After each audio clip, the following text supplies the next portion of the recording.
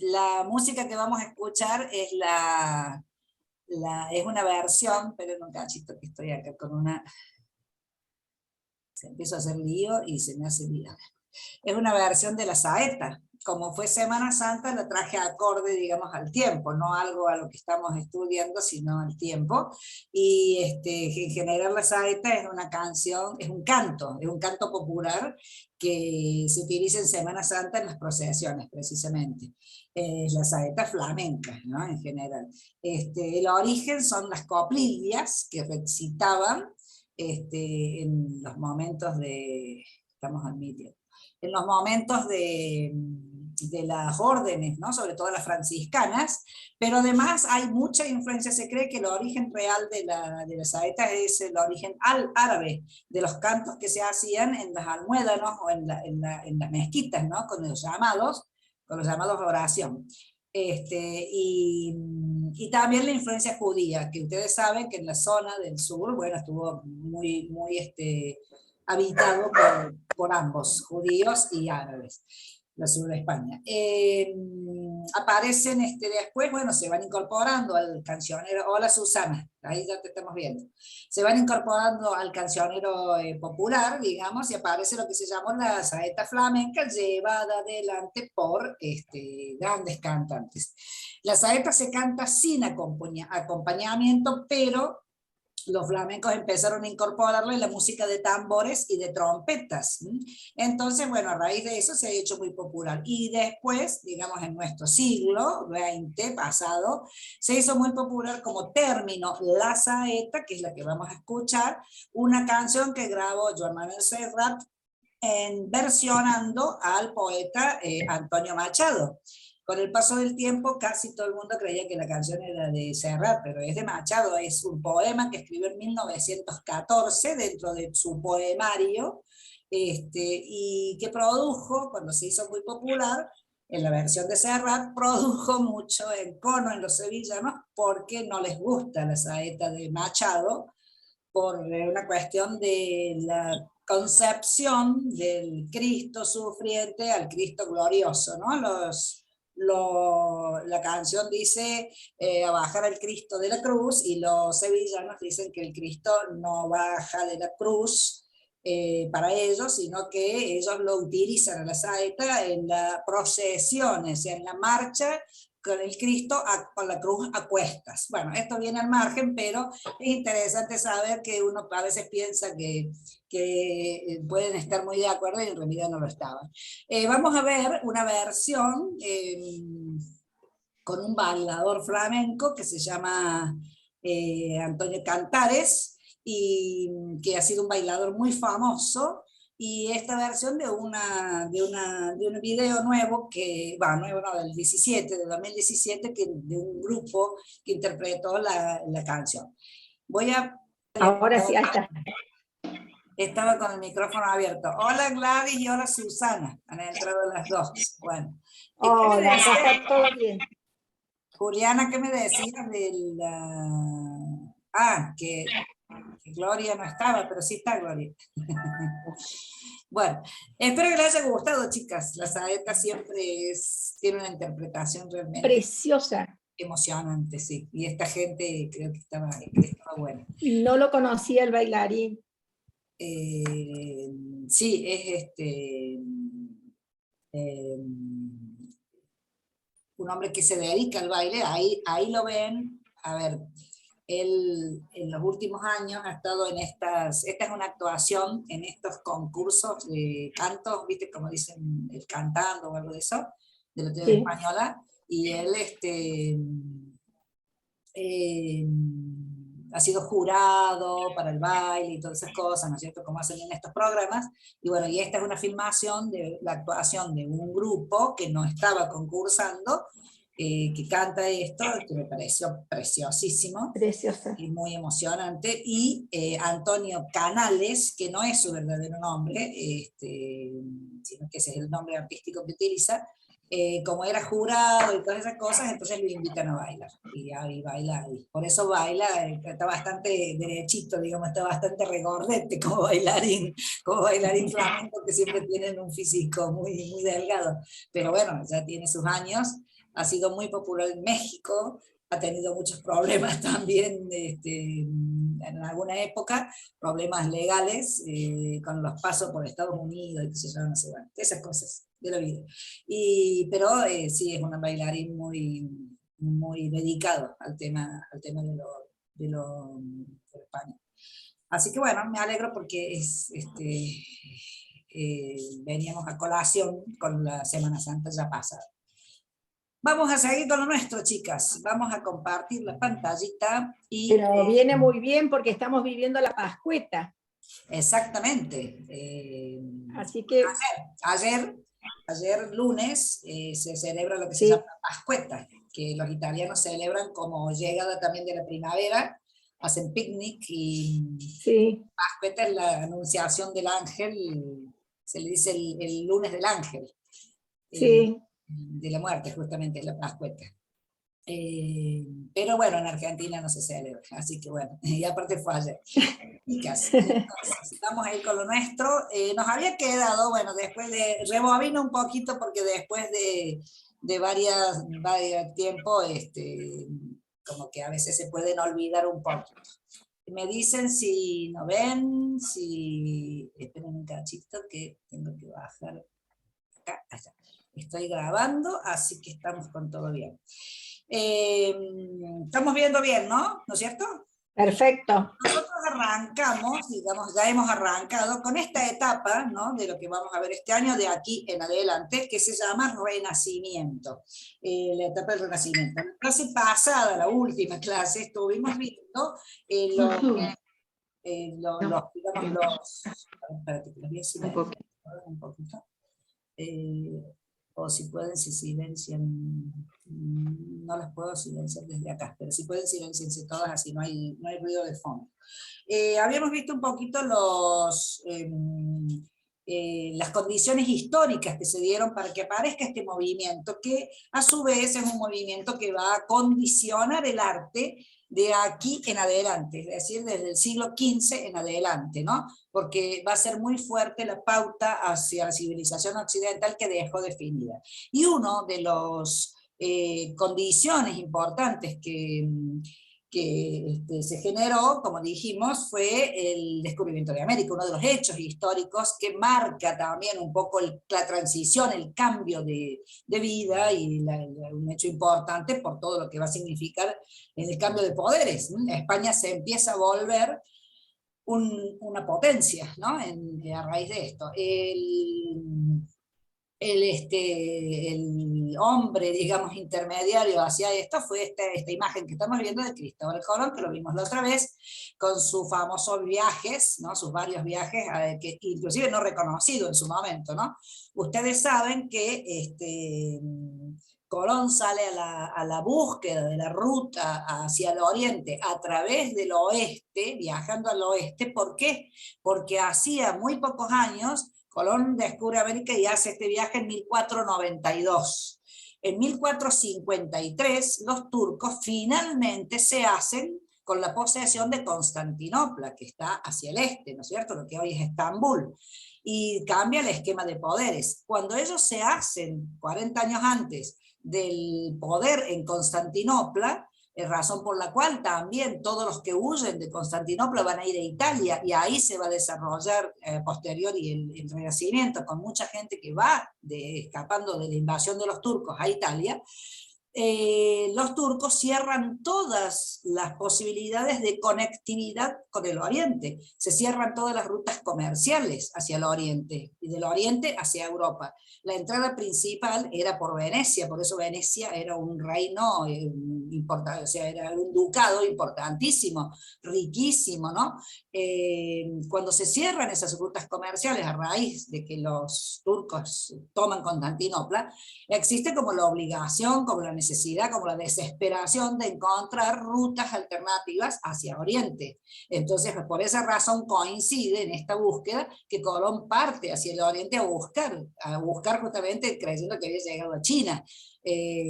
O a la zona, ¿no es cierto?, de la China, no sabiendo que en el medio había una porción importantísima de tierra.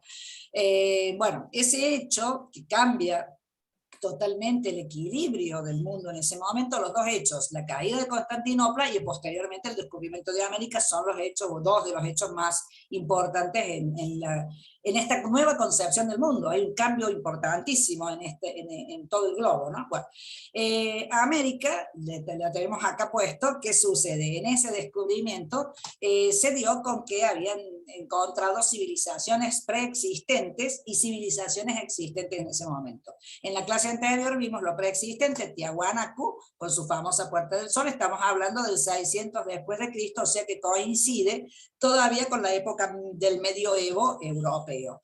Pero ya desarrollaban arte, estas esculturas, por ejemplo, y pintura, ¿no es cierto?, que con una concepción mitológica propia. Aquí vimos el patio hundido en aquella vez.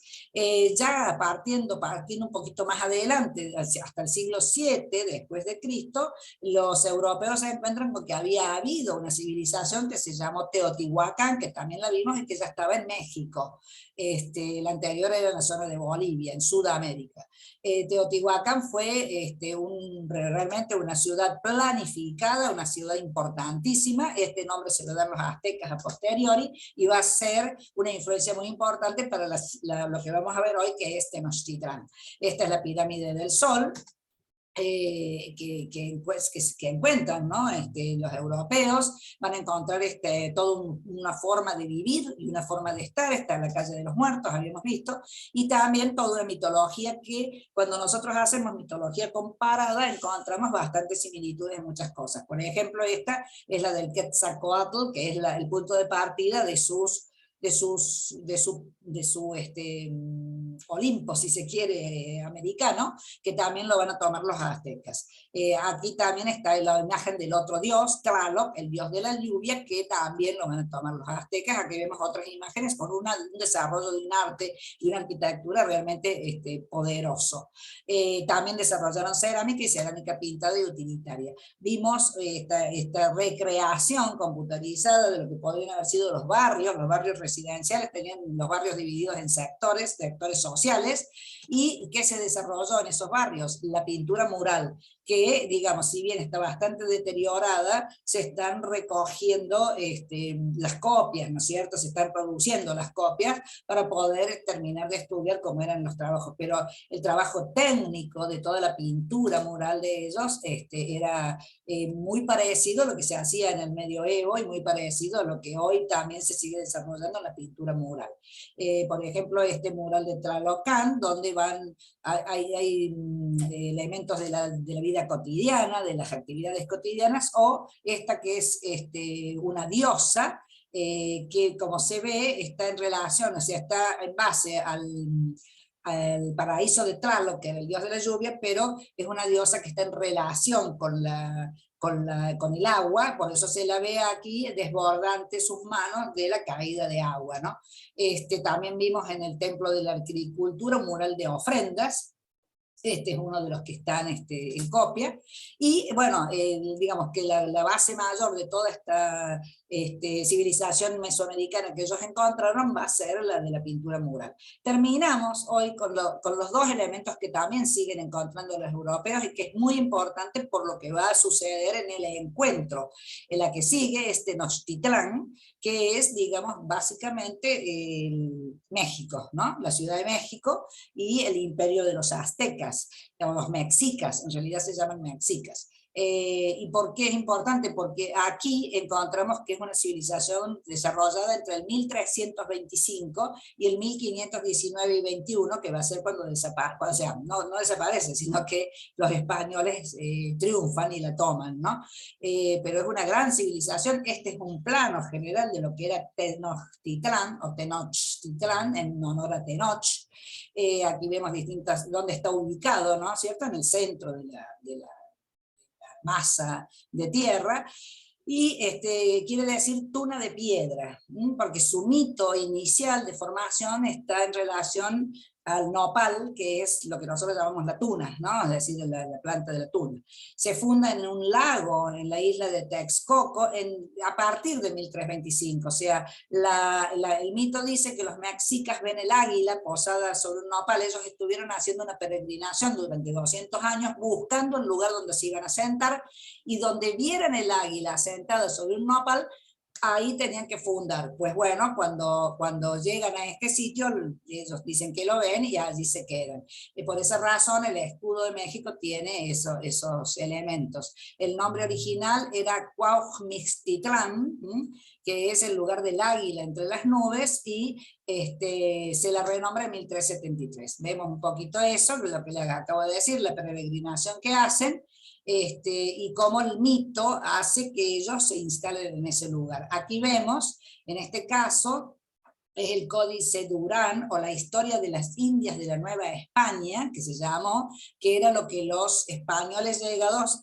graficaban y digamos, armaban para poder, a medida que iban conociendo la mitología, los lugares, los personajes, lo iban graficando en estos códices.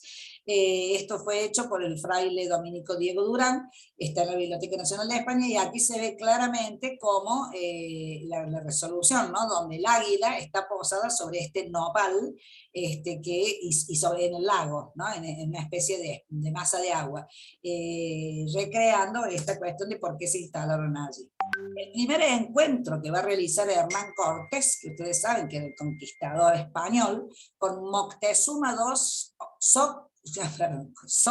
no me sale la X, Xocoyotzin, porque hay varios Moctezumas, que además nació en 1466, pleno renacimiento europeo, el inicio del Trecento europeo, no pleno, sino el inicio del Trecento, y va a morir en 1520 a manos digamos, de esta situación, de la toma de Cortés de toda esta área.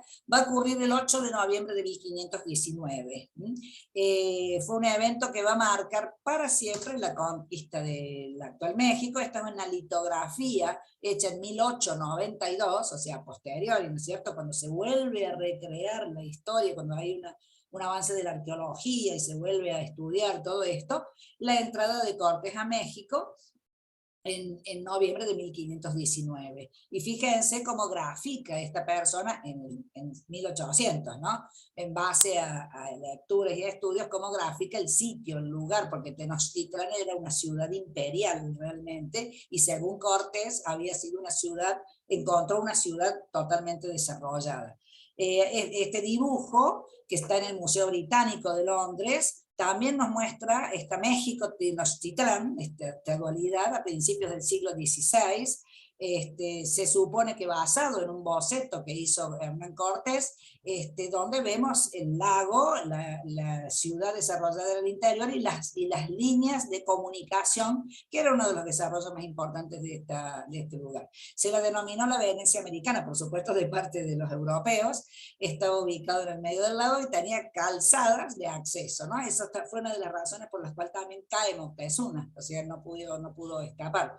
Se ubicaba en medio de 2.000 kilómetros cuadrados de agua, de lagos, y se la describe como una ciudad palaciega, ¿no? Con muchas casas, donde Moctezuma tenía su palacio totalmente desarrollado, y bueno, vivían de una manera urbana, ¿no? Este es un mapa muy famoso que se llama el mapa de Nuremberg, que se elaboró en 1524 en Alemania, y se cree que es el más antiguo que hay de México, porque tenía cartas de Cortés a Carlos V y se las ha traducido. Y lo gracioso de este mapa, fíjense que acá está ubicada el águila, que es bastante, o sea, es el águila imperial de Alemania, ¿no? Pero el águila también es el símbolo que tienen esta civilización de asentarse en este lugar, como les he dicho.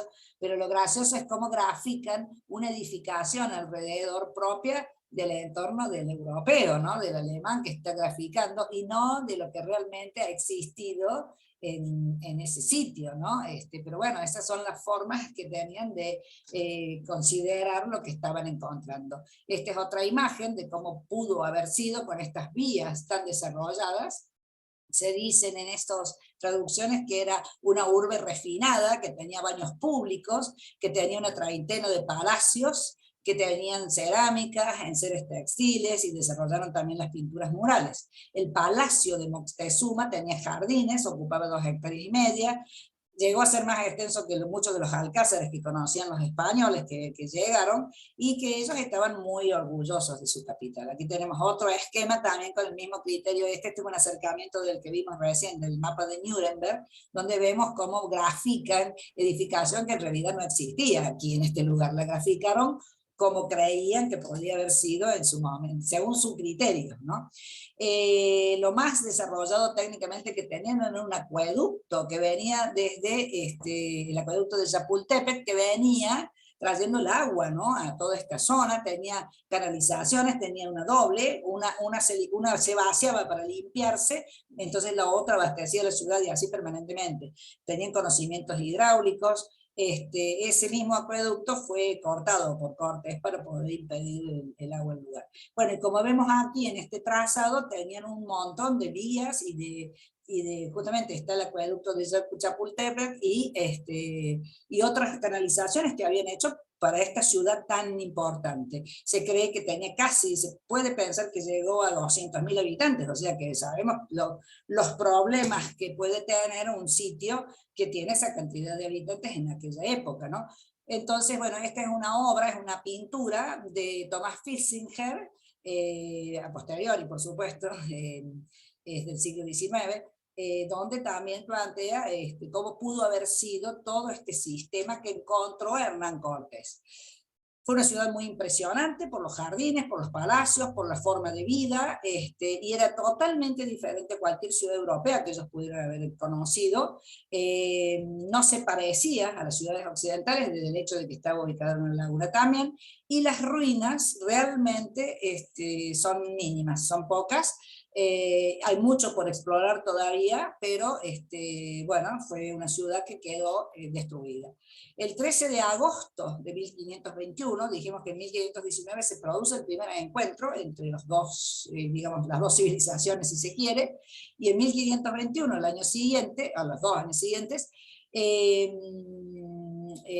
Tenochtitlán es capturada de manera definitiva, después de varios hay toda una historia muy larga en relación a esto, en relación a cómo fue que Moctezuma cae. Primero realmente creyeron que era el enviado de su mitología, Hernán Cortés. Por esa razón él le envía 3 embajadores que le van a llevar cada uno de ellos el atuendo de cada uno de sus dioses. Se lo colocan a Hernán Cortés se deja colocar el atuendo, y ahí es donde Moctezuma realmente creía que había llegado el enviado, ¿no? El enviado de sus dioses. Y por esa razón se aprovechan de él. Por ejemplo, una de las cosas que hace Cortés es darles un casco metálico, casco de militar, ¿no es cierto? Un casco metálico para que se lo llenen de oro, porque el palacio de Moctezuma estaba totalmente cubierto de oro, y entonces, bueno, para que se lo llenen de oro, el tesoro de Moctezuma desapareció, nunca se lo pudieron llevar, porque en ese sitiado de la ciudad que se hace, los españoles tienen que huir, y bueno, y pierden el tesoro. Pero cuando les envía con ese casco, los mexicas realmente creen que son los dioses que han aparecido, y por eso tienen cierta consideración y se ponen a sus pies. Como tenían problemas históricamente entre las tribus, ¿no? Aledañas, hay tribus que se aliaron con los españoles para que caiga Moctezuma, y Moctezuma también creyó que había otras tribus que lo iban a apoyar y no lo apoyaron. Hay mucha historia controvertida, hay mucha cosa que no es el tema de hoy, ¿no es cierto? Simplemente decimos que este encuentro, precisamente, lo que dicen en general los historiadores es que no fue ni una gesta épica de los hispanos, todo lo contrario, ni una tradición indígena, porque justamente fueron muy atacados a aquellos indígenas que se pusieron a las órdenes de los españoles que llegaron. Fue el producto de una alianza pragmática, porque Moctezuma lo que quería evitar era una guerra civil de tribus, sabía que, digamos, no podía generar una guerra civil. Ustedes saben que los mexicas eran un pueblo guerrero y sanguinario, y todo su poder se ejercía con las armas, ¿no? O sea, bueno, aquí en este códice florentino del siglo XVI se puede ver cómo los españoles se deshacen del cuerpo de Moctezuma, que murió apedreado. Hay como 10 versiones distintas de cómo murió, porque en esta cuestión del enfrentamiento que produjeron los españoles entre tribus, ¿no es cierto? Bueno, finalmente parece que Moctezuma, cuando se asoma a poder, en su palacio, a poder calmar los términos, es apedreado fieramente hasta que se le produce la muerte. Y aquí en este códice se ve cómo se deshacen de su cuerpo. Al margen de esto, Moctezuma tenía 50 compañeras, unas eran esposas, otras eran concubinas, y tuvo por lo tanto infinidad de hijos, creo que más de 60, si mal no recuerdo, y que muchos de ellos, digamos, la que tenía que heredar el cargo, la continuidad, cuando muere Moctezuma, la continuidad de poder se ejerce por 2 de sus descendientes, pero duró 2 años, nada más. En 1521 ya se pierde totalmente Tenochtitlán, y algunos de sus descendientes, entre ellos una hija, van a seguir viviendo, van a continuar, porque ha tenido muchos descendientes, y al día de hoy en algún momento se les otorgó títulos nobiliarios de condes y de duques en España, que al día de hoy todavía lo siguen manteniendo. Están, digamos, los descendientes todavía existen en bastante cantidad. Creo que son cerca de 900 en total, desparramados entre España, México y Estados Unidos. Al margen, ¿no? Bueno, lo que decimos de este encuentro que se produce, y por lo tanto por esa razón es importante también hasta para la historia del arte, ¿no? Que se sustituyó un grupo de poder, el existente de los mexicas, por otro. El cambio fue cultural, político, económico, lingüístico, biológico, radical. A partir de la captura de México, Tenochtitlán, la empresa hispana, que inicia la empresa en América, recién está descubierto este lugar, sabiendo que es un lugar nuevo, que no era el oriente que estaban buscando, se va a extender hacia el centro y Sudamérica en los tiempos que siguieron, y recién ahí se puede decir que empieza a transformarse toda la vida de este continente, y que se va a denominar Nueva España, y que va a tener una empresa cultural importantísima, ¿no? O sea, porque no todos los sitios fueron devastados, digamos, sino que en muchos casos se incorporaron elementos de lo que encontraron.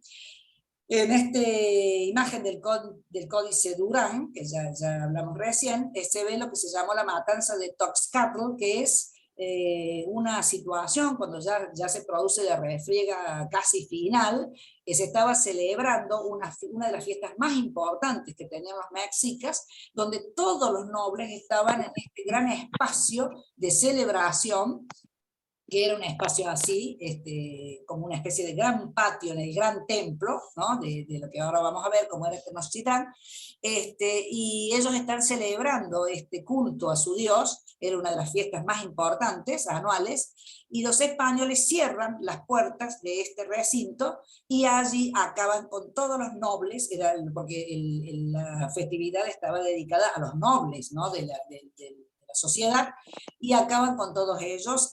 Muchos dicen que a muerte con garrote, pero muchos cuerpos se encontraron, según los testimonios, ¿no? Se encontraron en aquel momento con heridas de espadas, ¿no? Fue una matanza que fue muy significativa, porque se eliminó a prácticamente casi toda la casta de los nobles en aquella oportunidad. Esta fue la guerra civil que Moctezuma quería finalmente evitar, y por esa razón se lo creyó, según algunas versiones históricas, como débil o como traidor o como no manejador de la situación, ¿no? Bueno, Tenochtitlán, según Hernán Cortés lo describe, fue una urbe palaciega. Aquí vemos, esta es una ilustración por supuesto siempre son posteriores, la plaza central, el templo mayor, que era muy desarrollado, muy específico, que es lo que ha quedado como ruina. Se lo llamaba Huey Teocalli, era el gran templo, y los restos fueron descubiertos también casualmente en 1978 por algunos trabajadores que encontraron relieve, encontraron restos y demás. Ustedes saben que en México siempre se están encontrando todavía ruinas, como decimos aquí. Había cerca de casi 80, 78 templos en general, de los cuales se han descubierto una cifra casi llegando a los 40, o sea que falta todavía mucho por descubrir, como en todo lo que es de estas civilizaciones. Aquí vemos el armado general con el templo mayor, cada uno de los templos hacia sus dioses, el de Quetzalcóatl, que es la serpiente emplumada, que es el origen de su mito. Aquí vemos una maqueta de recreación, y otra más, ¿no es cierto?, que aquí justamente 78 edificios había en esa área de templos, y hasta la actualidad se han localizado nada más que 40, o sea que todavía hay para conocer. Aquí vemos restos de un gran templo y la catedral de la Ciudad de México, con estos muros escalonados que son parte de lo que se pudo, después se reconstruye en base a un montón de documentos como hacen los arqueólogos.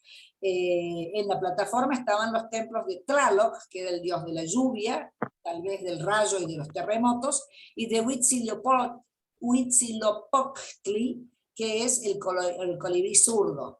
Aquí vemos a Tlaloc, es uno de los más famosos dioses de esta mitología, el dios de la lluvia, el trueno y los terremotos, como dijimos, y con todos sus atributos. Esta es una vasija con el dios Tlaloc. Acuérdense que el que vimos anteriormente tiene la característica esta, ¿no?, de esos ojos tan marcados con los aretes cuadrados aquí, que es cuando llegamos a una síntesis artística de estas esculturas, vemos esa faceta. Y este es el Huitzilopochtli, o colibrí del sur, o colibrí azul de la izquierda, o el colibrí zurdo, que es otra de las deidades importantísimas de este grupo, de este pueblo. Era el dios del sol, de la guerra, se le consideraba el patrón de Tenochtitlán, y se lo asocia con el oro, los guerreros y los gobernantes. Y también con todo lo que tiene que ver este conocimiento que tenían de lo astronómico. El espíritu animal era el águila, y aquí vemos también una recreación muy básica de los atributos. Esta es una escultura que se la conoce como el guerrero águila, ¿no? O sea que tiene relación con este dios. Esto se la encontró en el Templo Mayor, y bueno, hay distintas interpretaciones, ¿no es cierto?, pero siempre está esta relación hacia el sol y hacia el águila guerrera.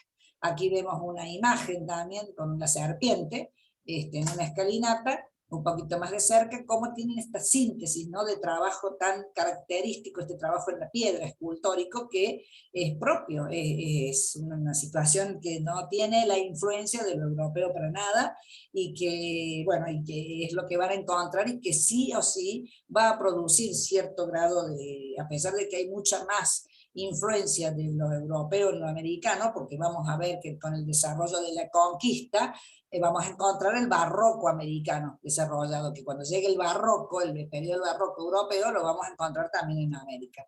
Pero esto es lo que existía. Este es Chacmool, que es una figura sagrada, fíjense cómo tiene una vasija, ¿no es cierto?, y esa cara, ¿no?, tan étnica, ¿no?, que siempre decimos recrean las características de lo que viven. No se sabe concretamente cuál era la función, pero siempre está asociado al contexto sagrado, a la función del dios de la lluvia, y se lo encuentra siempre en los altares y piedras de los sacrificios, que, como ustedes saben, esta civilización sí practicaba el sacrificio humano, ¿no?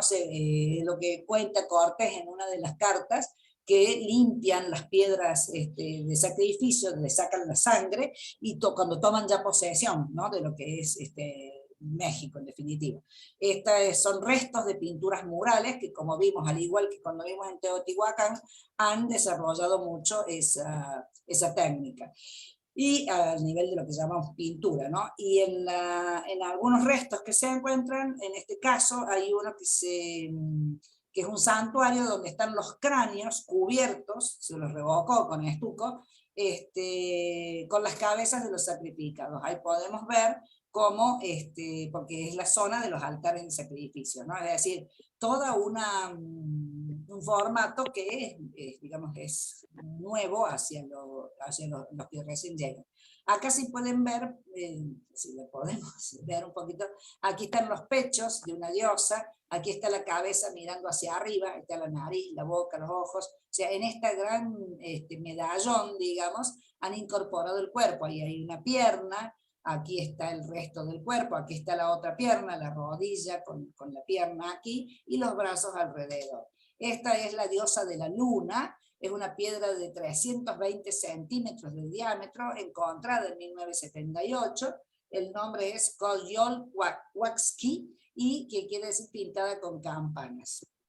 Bueno, tiene una historia mitológica que es, bueno, que ella finalmente va a ser asesinada porque el dios principal, que es, perdón, se me fue, no, ¿qué pasa? Esperen un cachito. Ay, metí la mano mal. Acá estamos. Ahí estamos. Siguen viendo, chicas, ¿no? A ver si las veo. Sí. ¿Estamos bien? Sí. Bueno, Huitzilopochtli parece que la había dejado embarazada y después finalmente la va a despedazar, la va a matar justamente para no estar en cono con los otros hijos que tenía. En definitiva es eso, pero esta es una gran piedra tallada, fíjense el trabajo que tiene de ornamento, ¿no? Seguramente aquí lo que está desarrollándose es el despedazamiento producido, porque aquí vemos muy bien que esta pierna, que acá está la rodilla y el pie, está separada, ¿no es cierto? Y esta otra también. Es como un elemento como si tuviera articulaciones, y fíjense que esta redondeja allí como figura como una rota, o sea, como lo que tenemos ahí en la cadera, la cabeza del fémur, algo de eso. Pero es un trabajo realmente para 3 metros de diámetro, muy impactante. Ahí está la calavera que significa la muerte. Esta es una piedra de sacrificios, también encontrada en estas investigaciones, un cuchillo ceremonial con una representación antropomorfa, ahí vemos el ojo y la dentadura, y estamos hablando de que está dentro de la época de lo que se consideran los mexicas, 1325, que cuando inician la peregrinación, y 1521, cuando ya pasan a manos de los españoles. Xiuhtecuhtli es también entre el 1469 al 1481, es una gran piedra de basalto trabajada, es el dios del fuego, y se lo representa como un hombre viejo sin dientes, que seguramente habría muchos, ¿no? También otra deidad menor en ese caso, y podemos ver en los museos, y el Museo Antropológico que también tiene México, estas figuras. Por ejemplo, este es el dios de los infiernos y el dios Tlaloc, el rey de los infiernos, y Tlaloc, el dios de la lluvia, son todos trabajos en piedra, y en este caso estas imágenes están tomadas de una exposición del año 2010 que se hizo en Berlín a raíz de la civilización de Teotihuacán, pero mostrando la influencia que tuvo sobre Tenochtitlán. Fíjense esta máscara con incrustaciones, aquí están los famosos aretes que siempre ellos trabajan, y es una máscara con una síntesis, pero además una marca étnica muy importante. Esto está con 21 centímetros de alto, 20 centímetros de ancho, los aretes, y está encontrada en el Museo del Templo Mayor en México.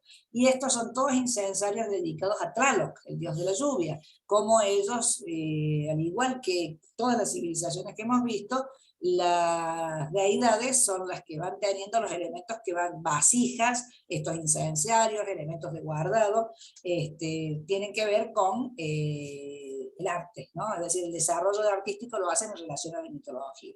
Bueno, y finalmente, para cerrar esto que encuentran, esto fue como cronológico, ¿no? Es decir, Tiahuanaco, Teotihuacán, que ya cuando llegaron los españoles ya eran civilizaciones pasadas, Tenochtitlán, que era la vigente, y que fue también una situación muy terrible, ¿no? Porque ese encuentro es simbólicamente el más importante, ¿no? Casi yo diría que hasta más importante que la llegada de Colón, que no sabía que había llegado a este lugar. Cortés sí sabía que estaba en un lugar nuevo, ¿no?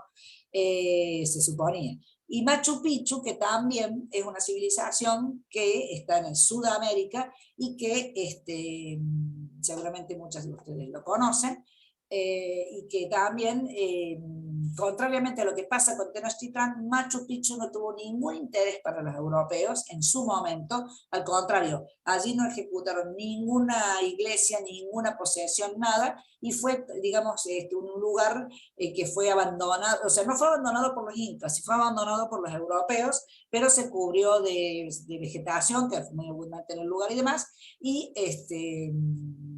quedó allí, fue redescubierto en 1911, o sea, en pleno siglo XX. Machu Picchu quiere decir montaña vieja, era una de las residencias, se supone, de descanso de Pachacutec, el noveno Inca, entre 1438 y 1470, por eso se supone que estas son las fechas de esplendor, ¿no? De trabajo, y fíjense, esta fecha está justamente, tiene que ver con este previo final del gótico e inicio de este renacimiento que nosotros tenemos desarrollándose en el continente europeo.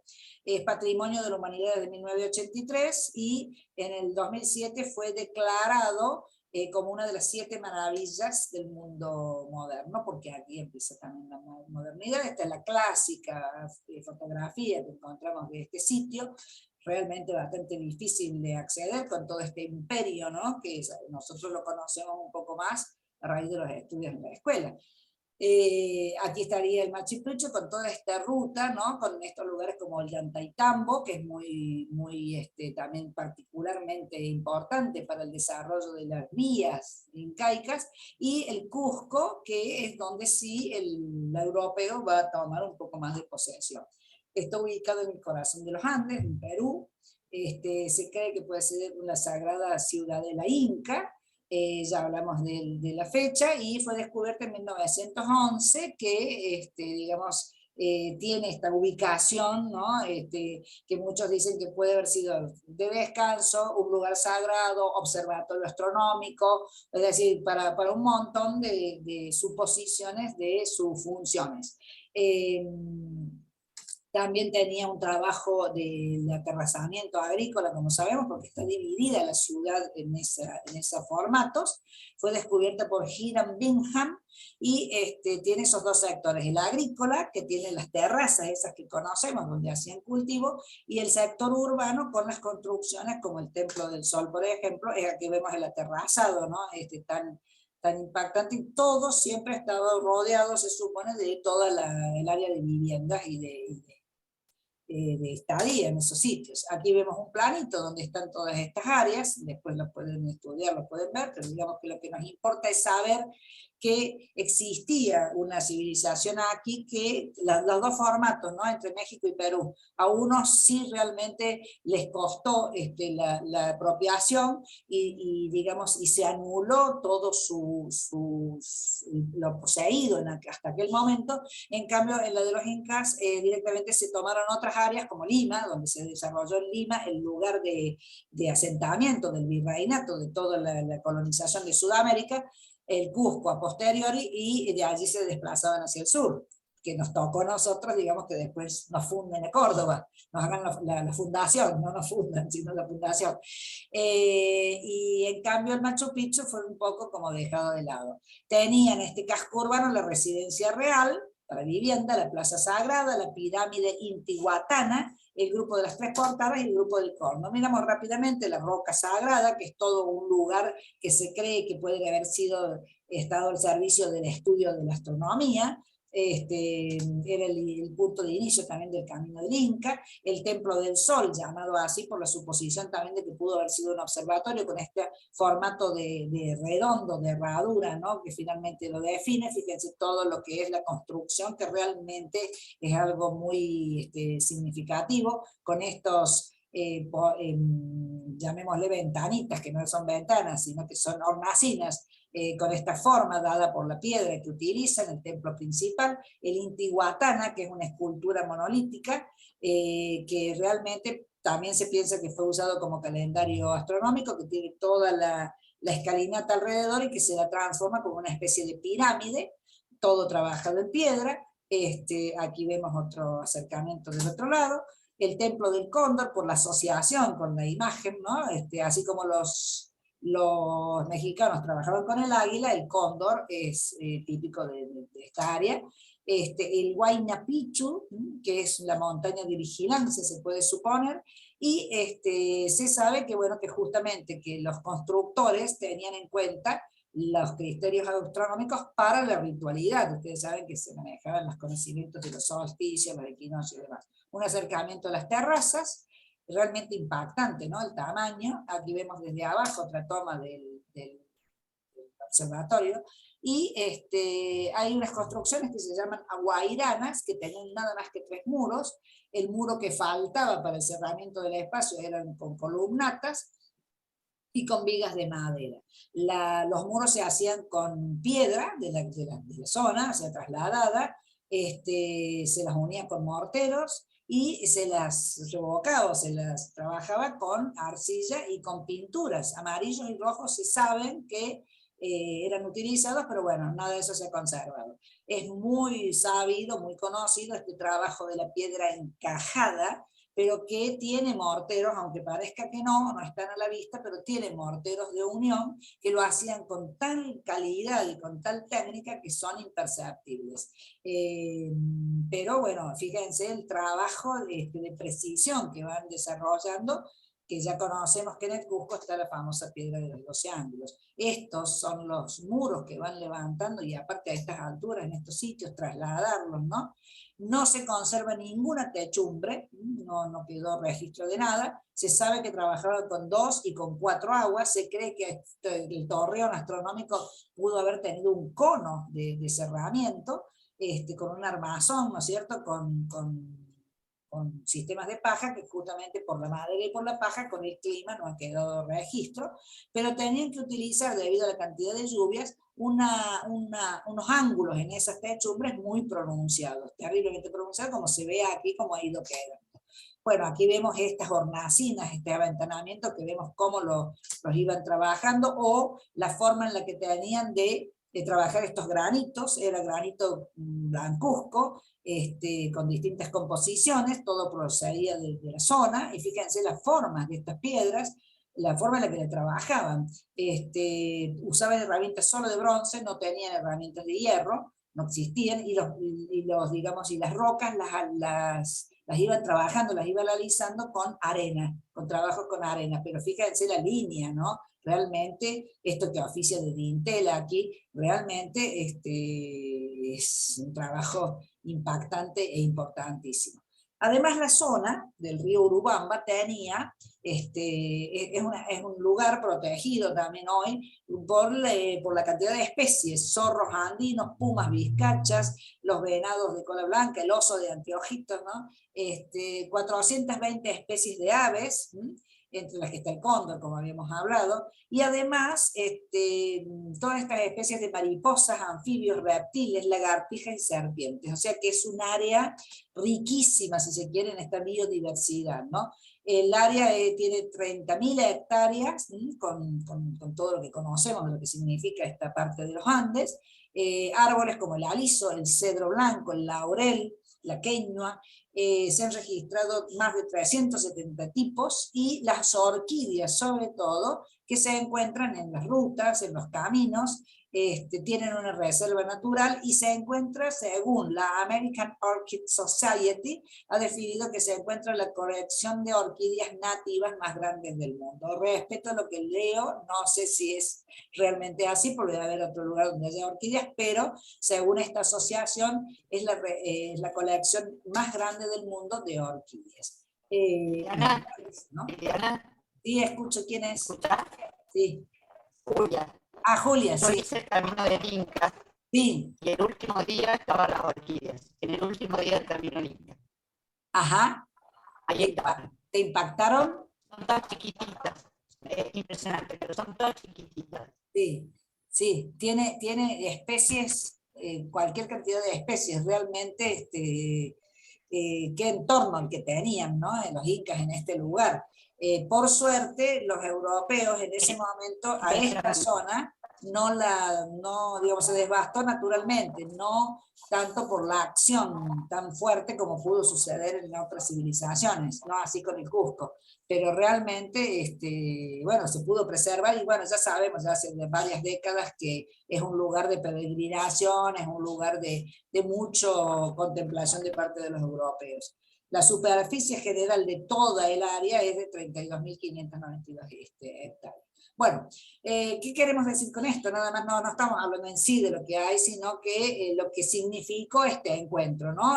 Para lo que va a significar, para lo que vamos a seguir viendo ahora, que es el inicio del Renacimiento. Hubo una guerra civil incaica entre 1531 y 32, los europeos, los españoles que llegan al Cusco en 1534, van a producir, digamos, una afectación total a la zona, ¿no? Es decir, a todo lo que es la vida de estos sitios.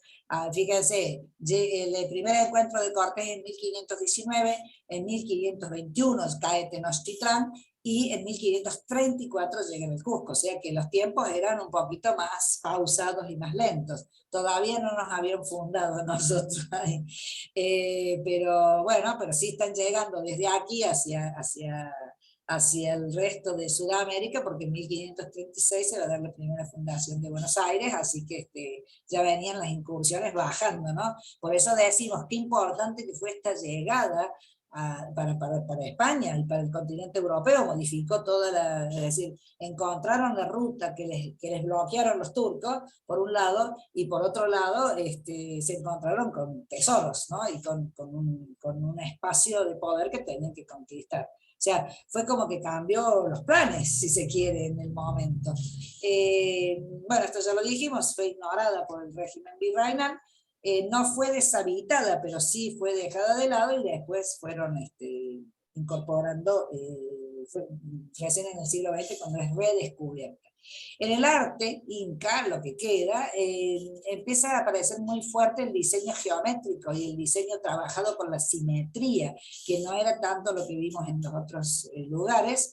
Las representaciones son estilizadas. Fíjense que cuando veíamos esos murales en Teotihuacán, eran figuras muy como amebas, eran figuras de muchas redondeces, muy naturalistas. En cambio, los incas utilizan la geometría y la estilización, ¿no? Eso es lo extraño, ¿no? De cada uno de los pueblos. Fue orientada al consumo de las élites y al culto, la producción artística, como en la mayoría de las civilizaciones. Los incas no concibieron, les puse acá, la pintura como un arte independiente, todavía no, y recién el Renacimiento va a traer el consumo de la pintura como arte independiente, sino que era complemento de artes, complemento de la arquitectura, de lo textil o de la cerámica, allí es donde lo aplicaban. Y los temas eran la fauna, la flora, los mitos, sus leyendas y los momentos importantes. Acá vemos un mural, donde vemos un mural que tiene cierto grado de naturalismo todavía, la estilización está bastante, digamos, a medio camino todavía, y sin embargo, cuando vemos, bueno, no me voy a adelantar, a posteriori vamos a encontrar que van a trabajar la estilización mucho más en los textiles y en la escultura. Los murales los hacían en general con una capa, ¿no?, de barro, que después la trabajaban con algún producto en blanco, y trabajaban con pinturas, con pigmentos, como era la técnica que había también dentro de los europeos. Y tenían pigmentos bastante interesantes, muy coloridos. El muro se pintó, bueno, lo que les decía, aplicaban el dibujo y después lo pintaban. Y también pintaban las textiles, las telas de algodón las pintaban también y tenían artistas especializados. Y los queros, que eran estas cerámicas, ¿no?, que tenían además figura antropomorfa, es decir, la vasija en sí llega a tener un desarrollo de figuras antropomorfas. Hay una civilización dentro de lo que es la línea de los incas que se caracteriza por el desarrollo de queros con un desarrollo de objetos, digamos, de imágenes sexuales muy directas, muy impactantes también, y que no tenían ningún inconveniente en desarrollarlas. Los tonos son sepias, rojos, blancos y marrones, que son los pigmentos que tienen en la zona, y bueno, y en general el ornamento es con elementos de la flora y la fauna. Acá vemos algo más naturalista y aquí vemos cómo ya van sintetizando y simplificando las formas.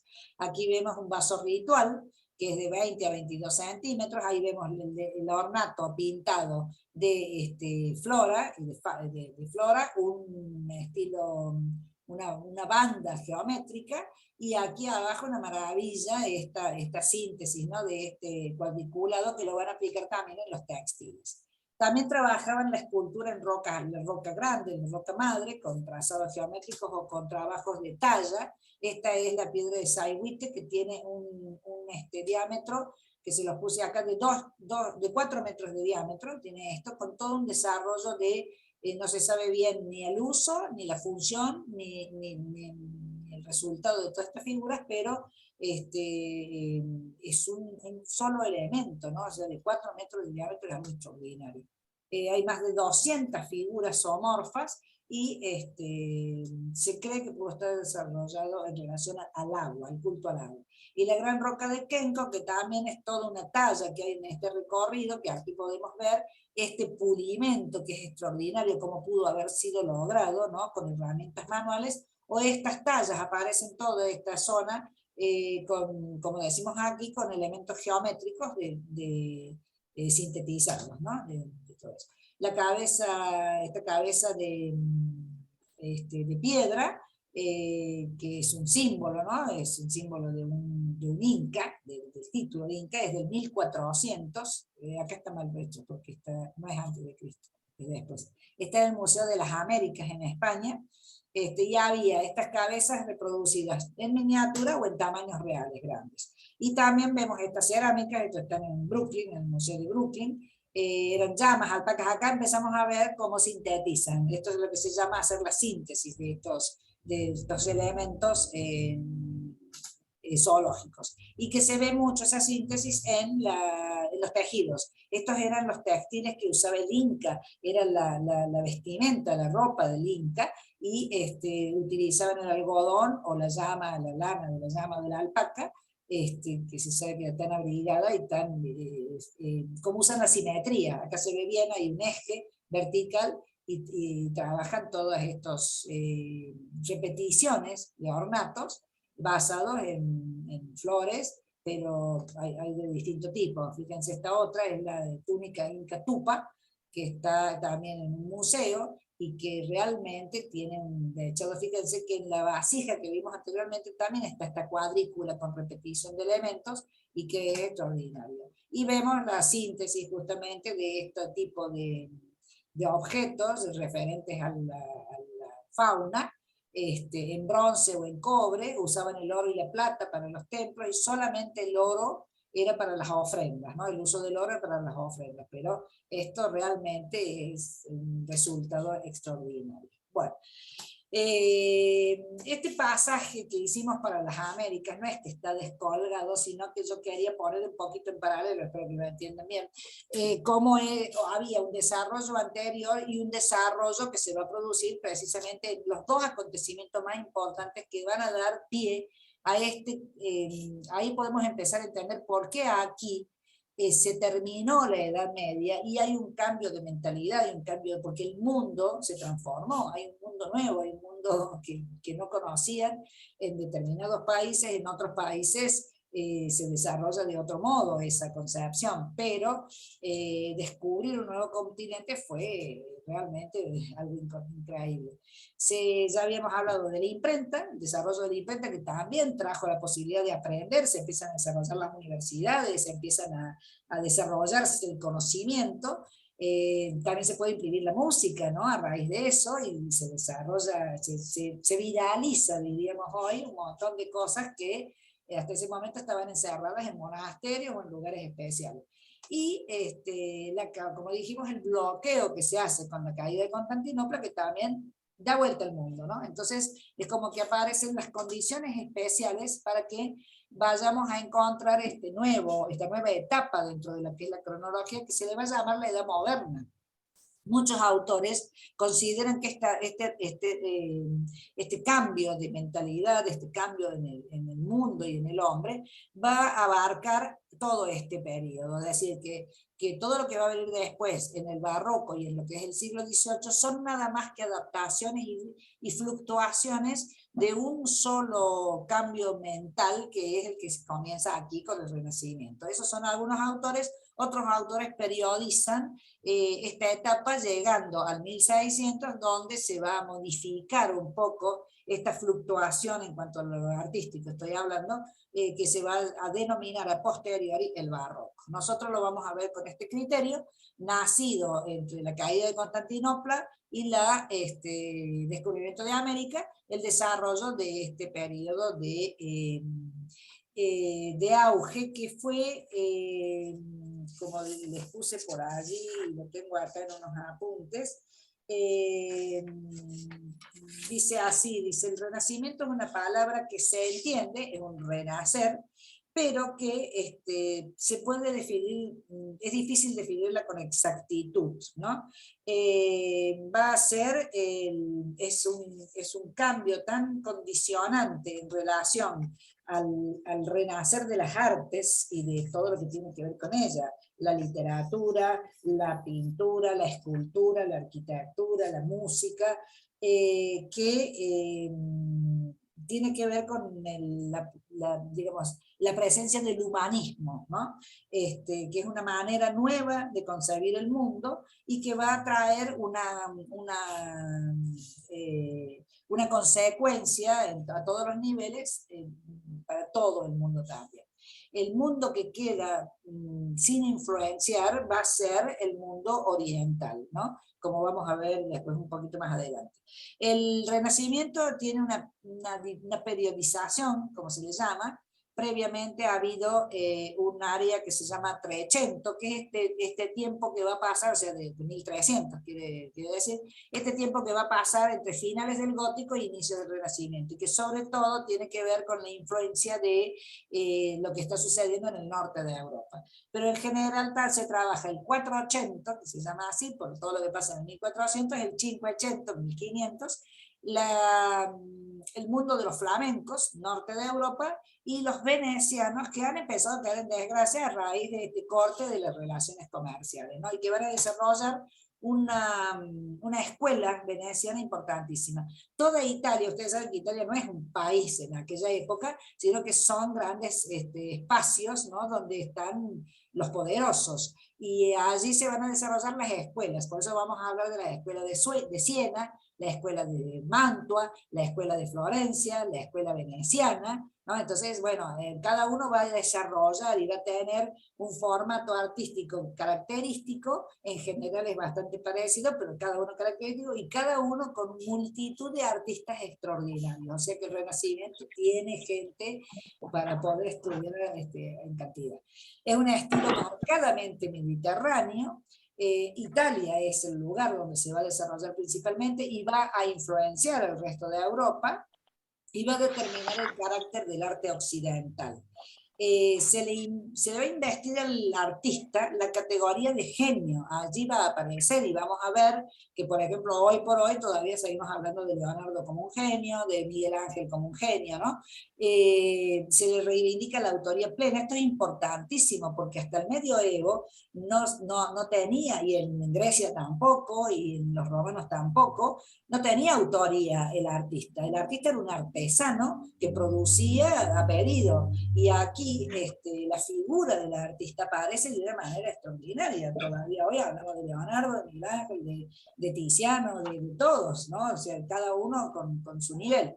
Desaparece definitivamente aquí la etapa medieval, y se afirma irreversiblemente la libertad creativa, el carácter único y irrepetible de la obra de arte. Esto es lo que va a asignar todo el arte hasta el arte de hoy, ¿no? Es decir, el carácter de la obra de arte, esto es lo básico. Y esto está basado en esta cuestión de que se desacraliza el arte, ya no se trabaja para la iglesia o para la religión, sino que es lo que vamos a ver en el desarrollo ahora de cada uno de los artistas. Ya dijimos la caída de Constantina por la desaparición del Imperio Bizantino, tuvo su influencia, esto es una repetición que estoy haciendo. Los sabios y los artistas griegos que estaban en aquel imperio van a bajar a Florencia, por esa razón van a producir un cambio importante en todo el bagaje cultural que traen, los avances técnicos y científicos que se van a ir dando, los descubrimientos geográficos y esta ampliación del mundo conocido, es decir, el mundo de repente les trajo al europeo esto de que no eran ellos solos y era realmente una ampliación enorme. Ahí va a empezar la pelea, ¿no? O sea, España se empieza a transformar en una potencia y los ingleses, los franceses, los holandeses no quieren quedar atrás, los portugueses, los italianos, todos salen a conquistar distintas áreas. Entonces, se transforma la filosofía de la Europa vieja. Se fortalecen los estados con las monarquías a raíz de que también tienen ingresos, y hay un auge político de la burguesía urbana, que se va a dar mucho en Florencia y en Roma, ¿no? Hay déspotas en las ciudades italianas, en las ciudades repúblicas italianas, como vemos en Florencia, en Mantua, en Venecia, en Roma misma, van a estar los papas, y van a ser la ostentación del poder. Y por esa razón, y a raíz de que va a haber un desarrollo del humanismo traído de la recuperación de lo clásico, que es el renacer de lo clásico, lo griego y lo romano, ese humanismo va a hacer que se le dé un auge al hombre como medida de todas las cosas y que modifique la forma de pensar.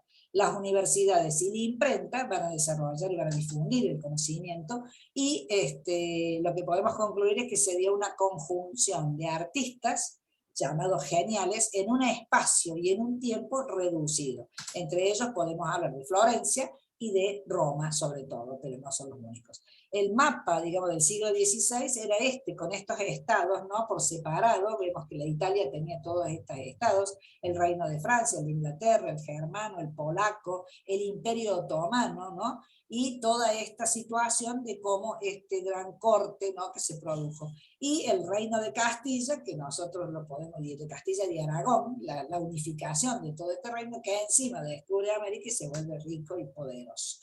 Aquí vemos también un acercamiento a estos estudios. Vamos a encontrar la escuela veneciana con una característica muy propia, Milán con todos sus poderosos, ¿no? Los Sforza eran los que manejaban todo Milán, el reino de Saboya, los estados pontificios, Florencia, Siena, va a estar la escuela sienesa, y todo el sur de Italia, genéricamente como Nápoles, ¿no? Entonces, va a haber una situación de mucho cambio. ¿Qué sucede? Sucede que también en el norte de Europa se está produciendo, o sea, en ese momento Italia no sabe que está produciendo el Renacimiento. Eso es un acontecimiento que se va a dar después con los estudios posteriores, pero hay una influencia muy fuerte del norte de Europa, el desarrollo del arte de Europa, que nosotros lo vamos a ver de la mano de sus artistas, de sus obras y artistas, y después viene, digamos, el reconocimiento de Italia. O sea, primero Italia, los italianos iban al norte de Europa a nutrirse del arte que se desarrollaba allí, y después van a ser los del norte que van a venir a Italia cuando este arte se desarrolla de una manera impresionante. ¿Qué características tiene el arte en general? El florecimiento cultural que se da a partir de todo esto que estamos hablando, ¿no? En el norte de Italia.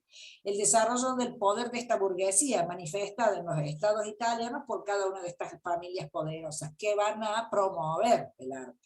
El comienzo de la modernidad es esta etapa, la recuperación del legado clásico, ¿no? Ya hemos hablado, se renace lo griego y lo romano. Dicen que en Italia florece sobre todo porque quieren volver a encontrar la gloria pasada de aquel imperio romano que ha caído definitivamente, y que como tienen y descubren sus ruinas, aquí se va a descubrir también, en esta época se descubre la famosa escultura de Laoconte, y que es la expresión máxima del helenismo griego, y bueno, y entonces vuelve a renacer este deseo de reflotar aquel imperio, aquel deseo de ser como han sido el imperio romano que tuvieron en siglos atrás. Se va a desarrollar el antropocentrismo. Al conocer la filosofía de Platón, va a aparecer el movimiento del neoplatonismo, de la mano de Marsili, que va a ser un filósofo que va a desarrollar esta corriente del neoplatonismo. Lo que ya hablamos, la desacralización de la cultura, ya no está todo en poder de la iglesia, no es monopolio. Los señores, estos poderosos de Italia, también van a encargar obra, que va a producir lo que se llama el mecenazgo, ¿no? Es decir, va a ser la relación cliente-artista. El artista ya tiene nombre, ya tiene renombre, ya es reconocido y quiere hacer la obra que le encarga su señor. Sigue siendo todavía pero ya no es una iglesia, ¿no? No es una obra religiosa. Al mecenas ser favorecedor de los artistas y de las grandes obras de arte, también le va a dar prestigio y poder. Era una relación, digamos, conveniente para ambos. Al artista le convenía porque podía tener reconocimiento como artista y hacer obra, y al mecenas le convenía porque le daba prestigio y le daba poder. Ustedes saben que la familia Medici, que es la que va a estar trabajando y mecenando, digamos, en Florencia, va a ser la originante de la Galería Uffizi actualmente. Es decir, ellos empezaron el coleccionismo. Los Medici empiezan el coleccionismo de obras de arte en la galería, precisamente, que tenían en sus palacios, que va a ser donde hoy está la Galería Uffizi, y van a desarrollar el coleccionismo también. Por eso es una relación mutua, le daba prestigio a los Medici y a su vez al artista le convenía. La obra de arte se va a concebir también como algo, como una exploración científica de todo lo que interviene. Leonardo, ustedes saben, que disecaba cadáveres para poder saber cómo eran los músculos, para poder dibujar o esculpir perfectamente bien los movimientos de los brazos, de las piernas, de los cuerpos. El artista es un personaje de primer orden, aumenta su cotización, ya lo dijimos, es decir, le conviene al artista también toda esta situación. Su obra de arte se vuelve arte, precisamente, y se sistematiza la enseñanza del arte y el aprendizaje del arte. Ya el inicio de las academias de arte, y como hemos dicho, en cada zona va a haber las escuelas, la escuela de Siena, la escuela de Mantua, la escuela de Milán, la escuela de Venecia. La arquitectura busca el orden, ¿no? La proporción, el equilibrio, los mismos conatos que tenían los griegos. Se geometrizan las partes, el color se subordina a la forma, y aparecen los primeros tratados de arquitectura. En pintura se promociona la línea y el buen dibujo, lo vamos a ver con Leonardo, que dibuja, bueno, todos los artistas tienen una serie, Miguel Ángel tiene un trabajo de dibujo extraordinario. Y aparece la perspectiva, es un producto casi como del humanismo, ¿no? Es decir, este hombre que mira las escenas quiere parecer, aparece la mímesis, muy propio del humanismo, la perspectiva monofocal y la atmosférica. Cuando veamos las obras vamos a ir explicando estos términos. Las composiciones son triangulares, en general son las características del Renacimiento, la composición en triángulo. La luz es envolvente en general, por eso también genera la perspectiva atmosférica. Las imágenes pueden ser múltiples. La representación del cuerpo es naturalista. Volvemos a los griegos, ese idealismo del cuerpo, ¿no? Con los cánones, con la proporción, lo mismo que vimos cuando hemos visto Grecia. Se trabaja ya el cuerpo desnudo también, que en la Edad Media era terriblemente imposible. La búsqueda del ideal de belleza, todos esos son los elementos que son recuperados de los griegos y los romanos. Aparece el retrato, como bueno de los romanos, ustedes se acuerdan que el retrato era característica del imperio romano. Se representa el individuo y la persona. Aparece, digamos, el autorretrato, el artista también se promociona a sí mismo haciendo su propia obra, y aparece la pintura en relación a la arquitectura muy desarrollada en el Cinquecento. En la escultura se vuelve a los cánones clásicos y ponemos esta obra emblemática de Miguel Ángel, el David, que digamos está con todo el trabajo de lo que implicaba una escultura griega. Si no supiéramos cuando está hecha podremos llegar a verla como una escultura de la época helenística. Se desarrolla mucho la figura humana, el trabajo sobre la figura humana, como dijimos, la representación naturalista, se estudia la anatomía, miren esta hoja de los dibujos de Leonardo, que realmente iba hasta el último de los centímetros de cada cosa que quería estudiar para poder representarlo de manera correcta. Se trabaja el desnudo femenino en relación a los mitos, aparece la imagen de Venus, y el desnudo masculino en relación a también, lo más emblemático es el David, pero sobre todo también los desnudos de Miguel Ángel, ¿no? En la pintura, quiero decir. Y la perspectiva, que es la demostración de cómo en la forma reglada, siempre lo hemos dicho, lo vuelvo a repetir, estos son los instrumentos que utilizaban para poder determinar cómo se perspectivaba. ¿Qué significa? La palabra significa ver a través de, o ver a través de una ventanita, eso es lo que significa perspectiva, esa es la etimología de la palabra. Y ver a través de significa que un objeto que está aquí, yo tengo que tener un método para poder trasladarlo de una tridimensión a una bidimensión, para que salga parecido, para que parezca que lo estoy viendo tal cual.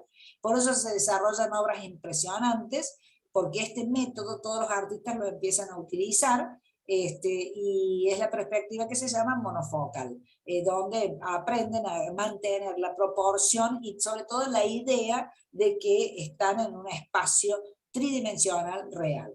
Las etapas, como ya dijimos, fueron el 480, el 580 y el manierismo, que es una etapa que algunos lo incorporan y otros no, nosotros la vamos a ver, con todos los artistas más espectaculares. Y además el 380, que digamos, lo vamos a ver en artistas y en obras. Aquí vemos las características en general de ellos y los nombres, que son una enormidad, pero los he marcado como lo que serían las tres etapas, ¿no?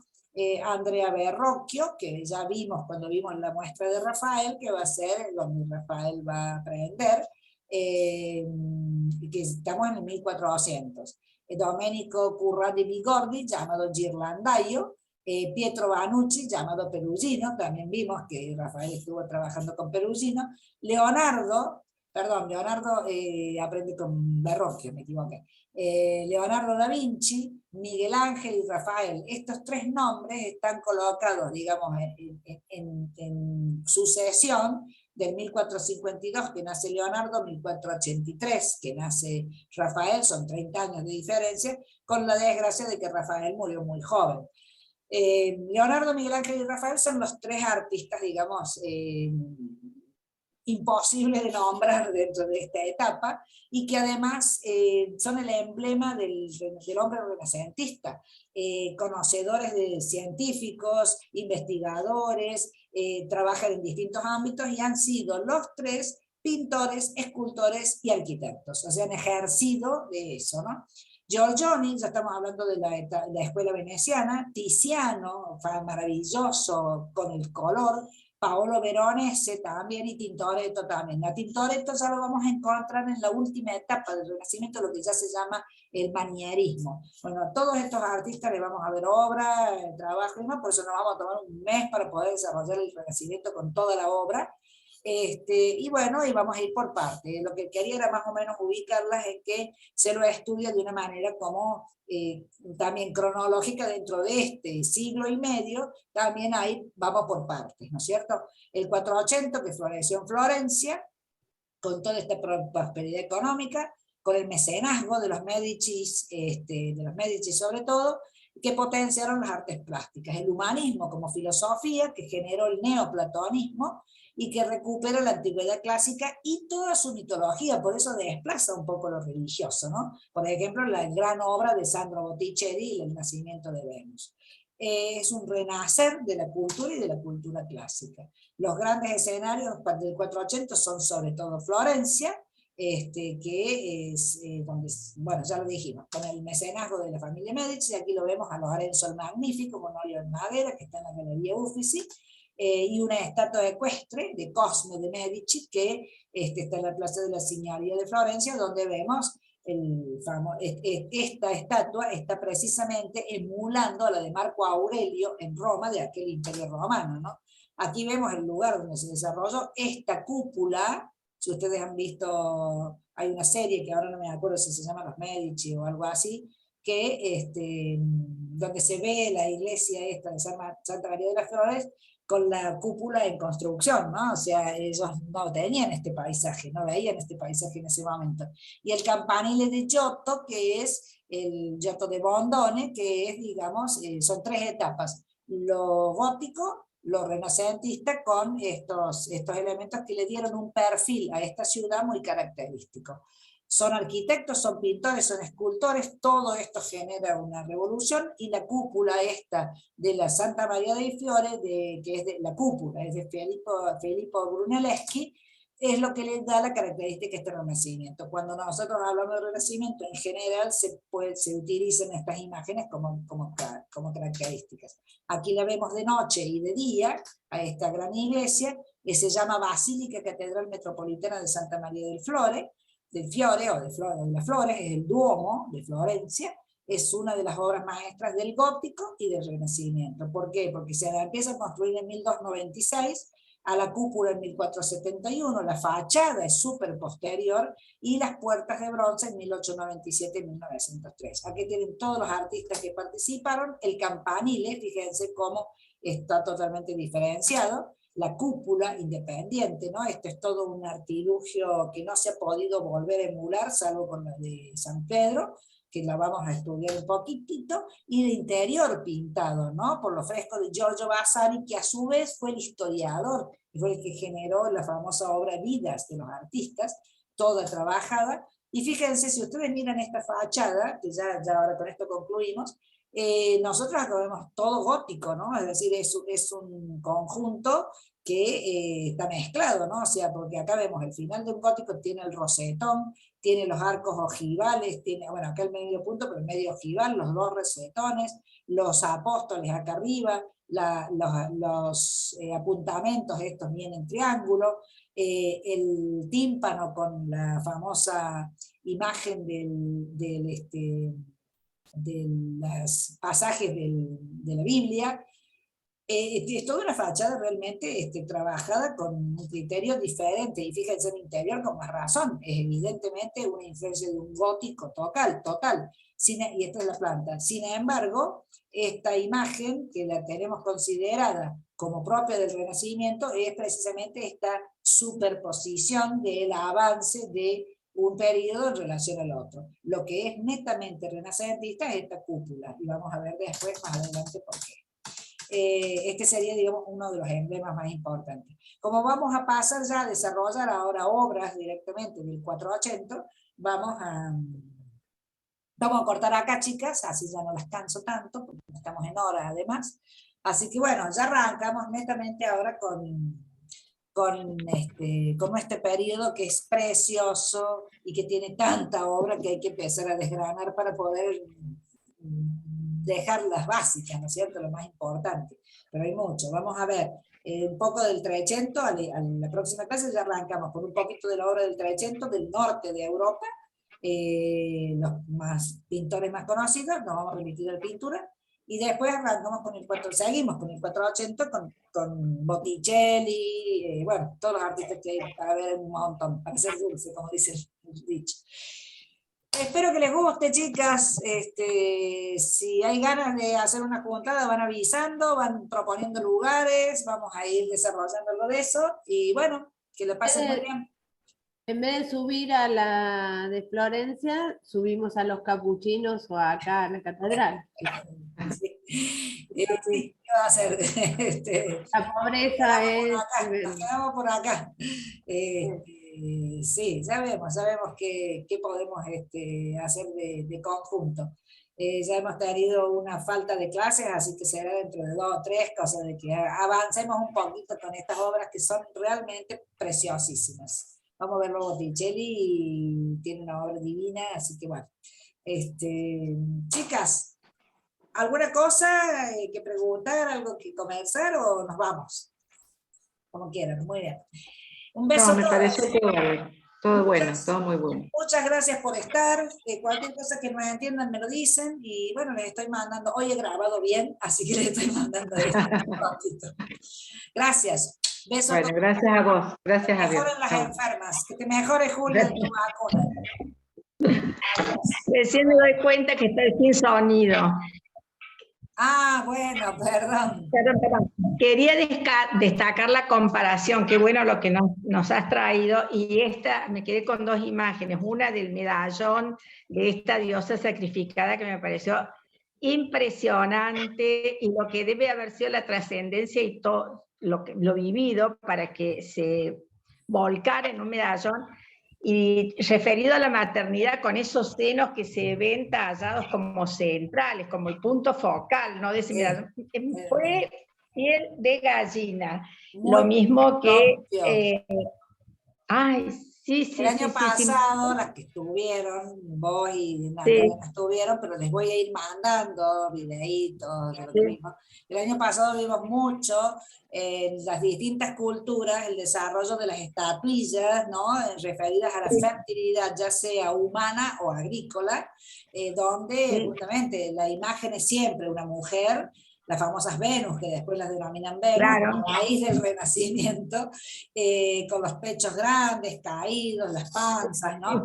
Es muy típico de todas las culturas, y si vamos a relacionar mitología, esta que vos decís específicamente, cuyo nombre me cuesta decir, porque no, los nombres aztecas son difíciles. Sí, yo no lo pude detener. Esta tiene el mismo, no es el mismo, pero tiene cierta relación, por ejemplo, con esto de que la fertiliza el dios principal, que es Huitzilopochtli, la embaraza, como los griegos también sabemos que el dios Zeus embarazaba, ¿no es cierto?, a las diosas, ¿no? Entonces, siempre hay, los mitos tienen muchos puntos de comparación, sí. Me alegro. Qué bárbaro, cómo todo se repite, pero es impresionante esa toda disgregada esa imagen, ese cuerpo humano y esos pechos ahí que te dan todo, ¿no? Y fíjate que su mito habla del despedazamiento, que también en los mitos griegos son violentos, y los indios, los indios de la India, ¿no? Son también a veces violentos, pero en este caso, como era una cultura violenta, en general era guerrera y hacía sacrificio humano, no era una situación para ellos desagradable. Impactante, fuerte, desagradable. Claro, ¿no? Porque estaban... presenciaban los sacrificios, además era un honor también, ¿no? Entonces como que hay un área que hemos bloqueado con lo largo de los siglos, ¿no? Que modificó la forma de pensar, pero sí, es así. ¿Qué otra imagen te había gustado? Ah, y la de Chuck Mull. Chuck Moll. Ay, no, me encantó, y cómo se repite, pero la primera que pusiste, porque tiene colores y todo, me encantó. A mí me hace acordar mucho la imagen figurada, no es porque sea parecida, nada que ver, pero la imagen figurada de Dioniso de los griegos, el dios del vino, el dios de la joda, el dios de la no sé, le veo una carita de pícaro. Ah, puede ser, tenés razón. Y la otra... un desgraciadito, un pillo, le veo cara de pillo. Sí. En esa posición que está, viste, que lo repite, y esa carita, y la otra, la del rostro de lo que podrían haber sido estos pueblos, ¿no? Originarios, los cachetes regordetes, es una talla de un hombrecito. Máscaras. Sí. No sé si eran las máscaras. No, vos dijiste que era el rostro de del Inca. Sí. Que tiene el atuendo que le da la característica de que tenía poder, el Inca, sí. Claro. Y son étnicos. Lo más llamativo de eso es que cómo manifiestan las características físicas de lo que son, ¿no? O sea, la diferencia. Bueno, pero que después, al día de hoy, vos seguís viendo ciertos rasgos, seguimos viendo ciertos rasgos. Sí. Y encontré una respuesta a mi chifle por los aros. Siempre los aretes, digo, bueno, yo sin aro y sin perfume me parece que estoy desnuda. Sí, somos dos. y sin color, hoy no tengo. Dije, bueno, algo debe haber ahí. Me dan poder. Los olmecas que son todavía mucho más anteriores, que estaban en la península de México, en Centroamérica, también tienen esas esculturas. Los olmecas nos vimos el año pasado con esas esculturas gigantes de basalto, que son de 1,80 m, que son cabezas, solamente la cabeza, con todas las características, ¿no? de la raza, digamos, de la zona, y también muchos tienen los aritos, sí. Más, no me acuerdo ahora cuál es característicamente, pero tienen estos aros metidos adentro del lóbulo, sí. ¿No? Donde tenían toda una característica, sí. Hay mucho para ver, lo que pasa es que tengo que hacer. Qué lindo. La idea de ver a América era nada más como para ver por qué razón el Renacimiento parece como un cambio tan intenso, porque esto de encontrar un mundo nuevo debe haber sido como si hoy llegamos a Marte y en Marte hay toda una civilización. Yo lo compararía con algo así, ¿no? Es decir, algo extraordinario. ¡Qué impacto! ¿Sí? ¡Qué impacto! Después se avivaron y se volvieron millonarios y fue colonia. Y el impacto inicial en esa época que todo demoraba tanto tiempo, las primeras 2 décadas deben haber sido, han conmocionado todas las bases. Por eso también desaparece esta cuestión de devoción hacia lo religioso, porque se les cambió el mundo. Es decir, exacto. Entonces como que también pierde vigencia eso, sí. Es lindo, es lindo. Y las construcciones con esas tallas manejadas con arena, porque vos decís, ¿cuáles eran las herramientas? Mano y arena, y lograr esas perfecciones de líneas, esos bloques perfectos, ¿no? Sí. Por esos encastres, ¡qué increíble! Hay unos videos ahora últimamente de estos científicos que salen a recrear cómo hicieron para llevar ciertas cosas, así como también lo han hecho con las pirámides, y todo eso, a ver cómo lo hicieron. Y van recreando que trasladar piedra, me parece que era, yo creo que era en relación a la de los 12 ángulos, no me acuerdo cuál es el que vi, de un alemán que recreó todo un recorrido como de 50 kilómetros trasladando a lomo de mula, piedras, y las van pasando por ríos y por puentes, y el tipo lo demostró que podría haber sido posible, y trabajarlas así rudimentariamente también no es tan imposible, ¿no? Nos parece a nosotros. Sí, la relación con el arte es lo que me interesa que también vean, es decir, que el mito y el arte tienen mucho que ver, porque influyen en el formato de pensamiento, ¿no es cierto? Es decir, creer en algo y representarlo es una manera. En estas civilizaciones antiguas, los dioses, digamos, su mitología era lo más importante, entonces representaban a aquello que o les podía dar protección, o les podría dar, como las Venus, ¿no? La posibilidad de ser más fértiles.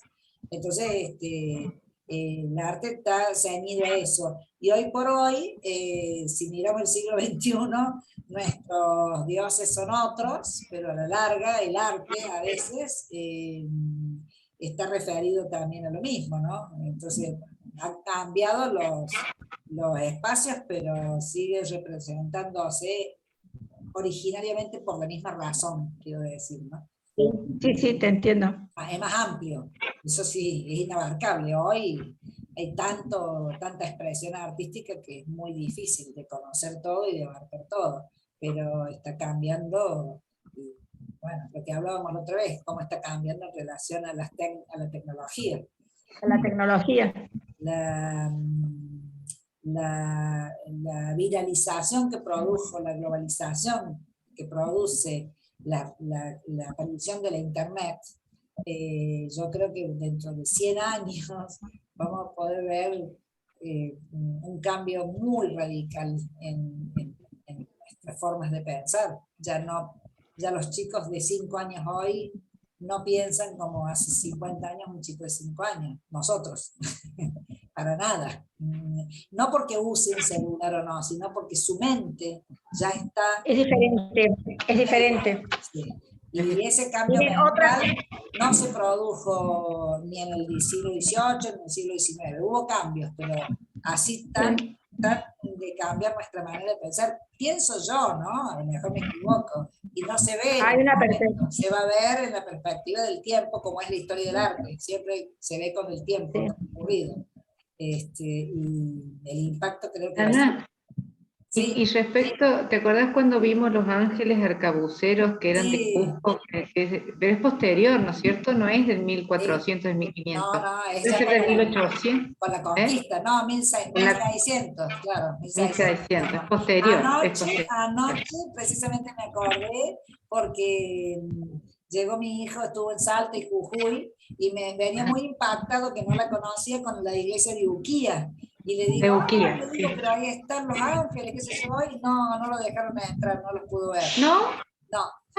¡Qué lástima! No sé, pasó fuera de hora, no lo sé. Digo, te los perdiste porque son bellísimos. Vino muy Sí. impactado con las procesiones de los Ay, pueblos indígenas que vio en Humahuaca, la procesión de los distintos Claro, justo en pueblos. Semana Santa. El sincronismo ese, el sincretismo ese de que traen las vírgenes cristianas y son pueblos originarios con rito, porque dice que después estuvieron toda la noche hasta las 6 de la mañana chupando y bailando con tambores, qué sé yo. Miles de personas bien impactados porque es algo extraordinario, como Ay, sí. mezclaron las culturas, ¿no? Pero sí, Sí. los ángeles arcabuceros son de después. Los vamos a ir relacionando también. Cuando lleguemos al 1600 los vamos a ver. Son bellísimos, sí. Bueno, chicas, Bueno. un beso a todas y muchas gracias por estar. Nos vemos. Besos, Adiós. Gracias a vos, besos a todas. Estamos acá. Chao. Chao. Hasta luego. Voy a cortar la grabación.